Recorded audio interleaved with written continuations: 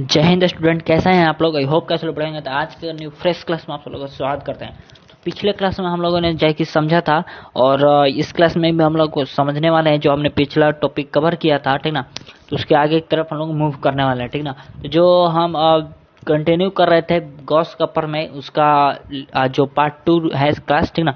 आप लोग इसको बहुत ही अच्छी तरीके से देखना है और जो पिछला क्लास मैंने कराया था उसको भी बहुत ही ध्यान से देखना है। अगर आप लोग उसको नहीं देखेंगे तो ये जो मैं नेक्स्ट क्लास है जिसकी इसके बाद जस्ट जो क्लास अपलोड होने वाला है उसमें हम बताने वाले हैं आप लोग को गॉस कपर में, जो कि आप लोग को अगर ये दोनों क्लास नहीं देखेंगे अच्छी तरीके से या तो फिर कहीं से अगर नहीं पढ़े होंगे तो आप लोग को मैं बता देता हूँ नहीं समझ में आएगा, ठीक है ना।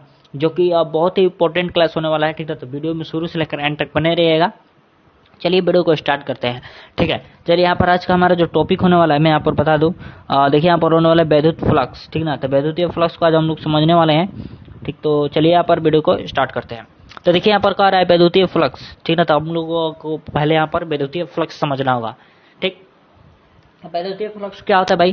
तो वैद्युतीय फ्लक्स यह होता है जब किसी भी चालक के एकांक भाग से विद्युत क्षेत्र के प्रवाहित होने की दर को विद्युतीय फ्लक्स कहते हैं, ठीक ना। अब देखिए यहाँ पर मैं समझा देता हूँ। यहाँ पर अब मान लीजिए यहाँ पर कोई एक चालक पदार्थ है जिसका सीट यहाँ पर लिया हुआ है, ठीक ना। यहाँ पर लिया गया है। अब इस सर जो वैद्युतीय क्षेत्र होता है उसमें हम लोग इसको डाल देंगे, ठीक ना। इसको लंबवत उसके क्षेत्र में हम लोग डाल देंगे, ठीक ना। जैसे ही हम लोग इसके लंबवत डालेंगे तो एकांक जैसे ही विद्युतीय क्षेत्र है इस चालक पदार्थ को एकांक भाग यानी छोटे छोटे, मान लीजिए यहाँ पर एक छोटा सा छोटा भाग होगा, ठीक है। तो यहाँ से जैसे ही ये गुजरेगा एकांक भाग से तो जो फ्लक्स यहाँ पर उत्पन्न होगा उसी को हम लोग कहते हैं विद्युतीय फ्लक्स, ठीक ना। अब यहाँ पर इसी को हम लोग कहते हैं विद्युतीय फ्लक्स। यह विद्युतीय क्षेत्र रेखाएं समानुपाती होती हैं जो किसी भी चालक के प्रवाहित तो होते हैं, ठीक ना। और हाँ, इसको मैं बता दूं, अगर आप लोग इसको 90 डिग्री के एंगल पर डाल दीजिएगा वैद्युतीय क्षेत्र में तो ये जीरो मतलब फ्लक्स हो जाएगा, कुछ नहीं होगा, ठीक ना। चलिए आप आगे की तरफ यहाँ पर देख लेते हैं इसका थ्योरी, ठीक। यहाँ पर देख लेते हैं इसका थ्योरी क्या होगा। माना कि विद्युत के क्षेत्र का क्षेत्रफल, ठीक ना, ए है यहाँ पर क्षेत्रफल उसका ए फॉर यानी एरिया, ठीक। अब मान लेते हैं इसका अल्पांश यानी डी, अल्पांश यानी छोटा छोटा भाग जो डी होता है, ठीक ना। अगर आप लोग मैथमेटिक्स पढ़ेंगे तो यानी डिफरेंशिएशन, इसका मतलब होता है डी यानी बोले तो डिफरेंस यानी छोटे छोटे भाग का जो क्षेत्रफल निकालने के लिए जो हम लोग यूज करते हैं ना डिफरेंशिएशन, उसी के द्वारा हम लोग यहाँ पर निकालेंगे, ठीक ना। अब देखिए यहाँ पर वैद्युत क्षेत्र ई, यहाँ पर इलेक्ट्रिक फील्ड को हम लोग इससे डिनोट करते हैं। अतः वैद्युतीय फ्लक्स, यहाँ पर वैद्युतीय फ्लक्स को अब क्या करेंगे ई इंटू वैद्युतीय क्षेत्र यानी छोटे छोटे भाग ना, यानी वैद्युतीय क्षेत्र यानी ई फॉर यहाँ पर हो गया वैद्युतीय क्षेत्र। एक सेकंड में पेन का कलर चेंज कर लेता हूँ, येलो ठीक रहेगा शायद से। अब देखिए यहाँ पर मान लीजिए वैद्युतीय क्षेत्र ई हो गया, नहीं यार येलो दिख ही नहीं रहा है, ब्लैक ठीक रहता है। चलो ई हो गया, मान लीजिए यहाँ पर वैद्युतीय क्षेत्र यहाँ पर देख लीजिए ई, ठीक ना। ई और यहाँ पर डी ए, ठीक ना, यानी डिफरेंशिएशन इसका मतलब होता है यानी छोटे छोटे भाग का क्षेत्रफल। यहाँ पर इसके जरिए हम लोग निकालेंगे, ठीक ना। तो यहाँ पर देख सकते हैं अच्छी तरीके से यहाँ पर हमने निकाल दिया हुआ है छोटे छोटे भाग में, ठीक ना। तो इसको आप लोग को ध्यान से देख लेना है, मैं आप लोग को समझा भी देता हूँ। यहाँ पर ई यानी बोले तो इलेक्ट्रिक फील्ड, ए यानी एरिया और एस यानी एस ले आप यहाँ पर डिस्टेंस नहीं होगा, विस्थापन जो आप लोग पढ़े होंगे 11th क्लास में या तो फिर 9th क्लास में, तो यहाँ पर वो नहीं होगा। एस मतलब यानी सरफेस इसको बोल सकते हैं, ठीक ना। ये तीनों मतलब बराबर है, ठीक। अब देखिए यहाँ पर आगे की तरफ यहाँ पर दिखाया गया है, देखिए यहाँ पर D A into cos theta. अब कॉस थीटा क्यों आया है आप लोग के दिमाग में चल रहा है, मैं आप लोग को बताता हूँ कॉस थीटा क्यों आया है, ठीक ना। तो अब यहाँ पर देखिए थोड़ा सा मैं शॉर्ट में समझाऊंगा क्योंकि यहाँ पर लिखने के लिए मेरे पास स्पेस नहीं है, ठीक ना। तो कोई बात नहीं, आप लोग इतने में समझ लीजिएगा, ठीक ना। तो मान लीजिए यहाँ पर कोई इलेक्ट्रिक फील्ड, यहाँ पर देखिए मैं बनाता हूँ, यहाँ पर मान लीजिए इलेक्ट्रिक फील्ड है, ठीक। अब यहाँ पर ये एक धातु की प्लेट डाली हुई है, ठीक ना, यानी सीट, ठीक। तो अब यहाँ से मान लीजिए छोटे से छोटे भाग में गुजर कर जाएगा, ठीक ना। तो जो एंगल पर जाएगा ना, मान लीजिए एंगल बनता है, ठीक ना। जैसे मैं हम लोग 90 डिग्री पर डालेंगे तो 90 cos 90 डिग्री का मान क्या होता है, ठीक ना। तो cos 90 डिग्री का मान क्या होता है, जीरो। तो यहाँ पर कोई वैद्युतीय फ्लक्स नहीं उत्पन्न होगा। अगर हाँ ये कोण चेंज करता है, जैसे 30 डिग्री हो गया, 45 डिग्री हो गया, तो यहाँ पर विद्युतीय फ्लक्स का मान आएगा, कुछ ना कुछ जरूर आएगा, ठीक ना। तो मैं यहाँ पर इतना ही समझा सकता हूँ क्योंकि मेरे पास अब टाइम भी नहीं है और छोटे वीडियो में आप लोग को जल्दी से रिवीजन कराना है, क्विक रिवीजन, ठीक ना। तो ये होगा, ठीक ना। तो आप लोग इसको समझ लीजिएगा, क्योंकि अगर न्यूमेरिकल में अगर आ जाएगा तो आप लोग को यहाँ पर इसको ध्यान रखना है, E into D A into cos theta, यानी एंगल अगर दिया रहेगा तो कॉस थीटा लगाना ही है, ठीक ना। यानी थीटा यानी एंगल का मान हो जाएगा। अब देखिए यहाँ पर विद्युतीय फ्लक्स को हम लोग किस चीज़ से दर्शाते हैं, कुछ ऐसा सिंबल बना रहता है, तो नहीं समझ जाए विद्युतीय फ्लक्स है, इसको साइन बोला जाता है, ठीक ना। तो यहाँ पर जैसे मैं यहाँ पर पॉइंट नंबर 1 में बता दिया हूँ, देखिए यहाँ पर विद्युतीय फ्लक्स को साइन यानी इसके द्वारा दिखाया जाता है, ठीक। अब देखिए यहाँ पर क्या कर रहा है, धातु की प्लेट की स्थिति को बदलकर फ्लक्स के मान में परिवर्तन, यहाँ पर परिवर्तन होगा, टर्न लिखा गया, कोई दिक्कत की बात नहीं है, परिवर्तन लाया जा सकता है, ठीक ना। धातु की प्लेट की स्थिति में बदलकर, हाँ जैसे कि मैंने पीछे ही बताया था कि अगर हम लोग अलग अलग एंगल पर रखेंगे तो हमको विद्युतीय फ्लक्स का मान अलग अलग आएगा, सिंपल सी बात है यहाँ पे। तो हम लोग इसको कर सकते हैं, ठीक ना। अब देखिए यहाँ पर क्या कर रहा है, जैसे यदि हम प्लेट को 90 डिग्री कोण पर स्थित किया जाए तो फ्लक्स का मान 0 होगा, ठीक ना, जो कि मैंने पहले ही आप लोग को बता दिया था यार, ठीक ना। जस्ट अभी थोड़े देर पहले तो बताया था इसको, ठीक ना। अब देखिए यहाँ पर देख लीजिए क्या कहते हैं, विद्युतीय फ्लक्स का ऐसे ही मात्रक। विद्युतीय फ्लक्स का ऐसे ही मात्रक क्या होता है, newton coulomb inverse metre square या तो फिर वोल्ट मीटर, ठीक ना, ये होता है, ठीक ना। आप समतल कोण यहाँ पर समझ लेते हैं, ये थोड़ा सा अलग टॉपिक है, इसको भी जानना बहुत जरूरी है। यहाँ पर देखिए समतल कोण, इसका ऐसे ही मात्रक आप लोगों ने 9th क्लास में याद किया होगा।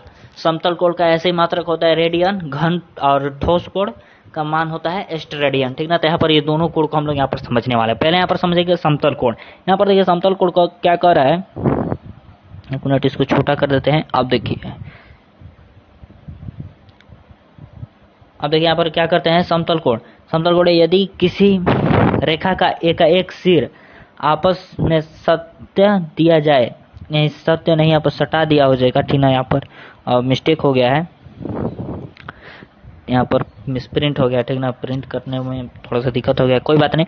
यदि किसी रेखा का एक सिर, यहाँ पर एक सिर होगा, एक सिरा आपस में सटा दिया जाए, माने 2 सिरा है, यानी इसको ऐसे यहाँ पर देखिए चित्र में यहाँ पर दर्शाया गया, ठीक ना। आप लोग इसको ध्यान से देखते रहिएगा। सटा दिया जाए तो इनके बीच एक क्षेत्र निर्माण होता है। यहाँ पर देखिए, यहाँ पर जो क्षेत्र निर्माण, मैंने उसको काल्पनिक रेखा जिसको डॉट डॉट बोलते हैं, यानी इमेजिनरी लाइन, मैंने उसको बना दिया, ठीक ना यार। तो तथा इस क्षेत्र में एक कोण भी बनता है, क्योंकि यह क्षेत्र समतल कोण है और कोण इस पर बनता है, अतः इस कोण का समतल कोण कहते हैं, ठीक ना। ये यानी समतल पर बनता है। तथा इस क्षेत्र, यहाँ पर फिर से मैं आप लोग को बता देता हूँ, यदि एक रेखा का एक सिर आपस में सटा दिया जाए तो इनके बीच एक क्षेत्र का निर्माण होता है। बिल्कुल यहाँ पर देखिए क्षेत्र का निर्माण हुआ है, तथा इस क्षेत्र में एक कोण भी बनता है। यहाँ पर देखिए कोण बना हुआ है, चूंकि यह क्षेत्र समतल कोण होता है, यानी समतल पर होता है। यानी समतल बोले तो यानी 2D, ठीक ना। 2D यानी जो भी चीज होता है उसको कैसे बताएं आप लोग को। यहाँ पर देख ले, मान लीजिए यहाँ पर कोई समतल चीज है, जैसे आप लोग जहाँ पर बैठे होंगे, मेज होगा वहाँ पर, टेबल, तो वहाँ पर देखिएगा उसका जो सरफेस होता है वो समतल होता है, ठीक ना। और कोण इसी पर बनता है, अतः इस कोण को समतल कोण कहते हैं, ठीक। यहाँ पर इसी कोण को हम बोलते हैं समतल कोण। और इसका ऐसी मात्रक आप लोग जरूर याद कर लीजिएगा, इसका ऐसे ही मात्रक क्या होता है, रेडियन। क्या होता है, रेडियन, ठीक ना। तो आप लोग इसको याद कर लीजिएगा। चलिए आगे बढ़ते हैं। अब देखिए यहाँ पर हमारा ठोस कोण आ गया। क्या आ गया, ठोस कोण। अब इसको ठोस कोण को बहुत ही अच्छी तरीके से समझिएगा। ठोस कोण क्या कहता है, किसी तल द्वारा किसी भी बिंदु पर बने ठोस कोण की मान उस तल की सीमा रेखा के प्रत्येक बिंदु को मिलने से प्राप्त शंकु द्वारा बिंदु को क्षेत्र मानकर एक एकांक त्रिज्या के गोले के काट का क्षेत्रफल के से की जाती है, ठीक ना। आप देखिए इसको हम लोग बहुत ही अच्छे तरीके से नीचे समझने वाले, ठीक ना। तो एक बार फिर से मैं आप लोग इसका डिफिनेशन को दोहरा देता हूँ, क्या होता है। यहाँ पर देखिए क्या कह रहा है, ठोस कोण, किसी तल द्वारा किसी भी बिंदु पर बने ठोस कोण की माप उस तल की सीमा रेखा के प्रत्येक बिंदु को मिलाने से प्राप्त शंकु द्वारा बिंदु के केंद्र मानकर एक त्रिज्या के गोले के काट के क्षेत्रफल के की जाती है, ठीक ना। अब देखिए यहाँ पर नोट में क्या दिया गया है, मैं आप लोगों को बता देता हूँ। नोट में देखिए यहाँ पर क्या दिया गया है,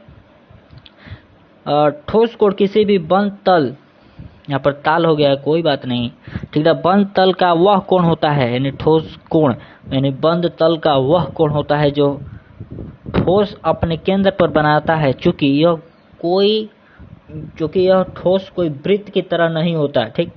अतः हम इस केंद्र कोण को वृत्त की तरह नहीं मान सकते, अतः हम ठोस कोड की जरूरत पड़ती है। ठीक है, तब यहाँ पर देखिए चित्र में यहाँ पर कुछ इस प्रकार से होगा, और यहाँ पर देखिए शंक्वाकार था, यहाँ पर देखिए शंक्वाकार है, इसको हम लोग बोलते हैं। यहाँ पर देखिए हमारा फिगर दर्शाया गया है, ठीक ना। ठीक, अब देखिए आगे की तरफ बढ़ते हैं।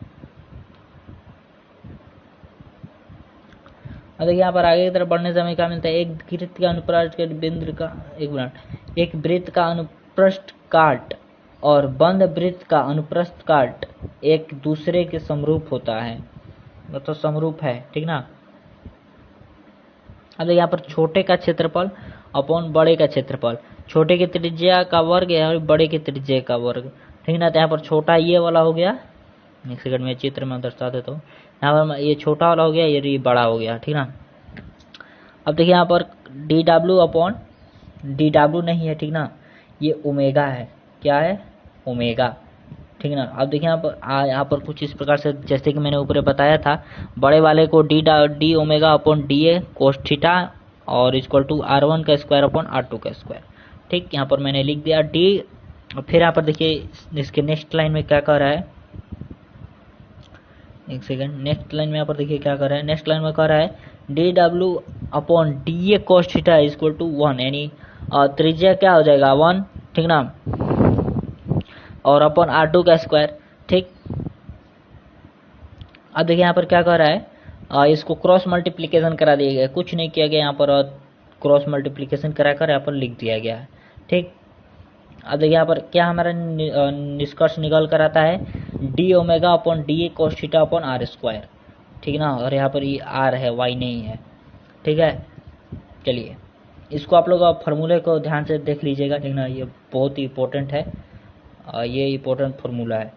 ठीक, अब आगे बढ़ते हैं। यहाँ पर देखिए कह रहा है किसी ठोस कोण के केंद्र पर बना कुल कोण, यहाँ पर देखिए कुल कोण को जोड़ने के लिए क्या कहेंगे, D omega 1 plus D omega 2 plus D omega dot dot dot यानी omega upon 4 pi R square. ठीक, इसको ध्यान में रखिएगा, डी ओमेगा इक्वल टू क्या होता है 4 पाई। अब यहाँ पर देखिए ठोस कोण को स्टेरेडियन से सूचित किया जाता है, ठीक ना। यहाँ पर देखिए मैंने पीछे बताया था, समतल कोण को रेडियन और इसको स्टेरेडियन कहा जाता है, ठीक ना। चलिए, आई होप आप लोग को ये क्लास आप लोग को अच्छा लगा।